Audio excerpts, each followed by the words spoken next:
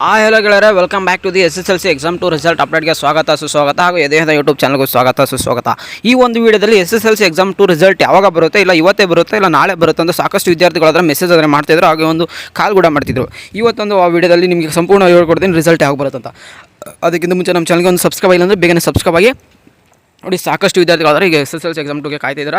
ನಿಮ್ಮೆಲ್ಲ ಕಾತಿರೋದಕ್ಕೆ ಎಲ್ಲರೂ ಆದಷ್ಟು ಬೇಗನೆ ರಿಸಲ್ಟ್ ಬರುತ್ತೆ. ಲೈಕ್ ನೋಡಿ, ಈಗ ತಾನೇ ನಿಮ್ಮ ಒಂದು ಜೂನ್ 6ಗೆ ವ್ಯಾಲ್ಯೂಯೇಷನ್ ಸ್ಟಾರ್ಟ್ ಆಗಿದ್ದು.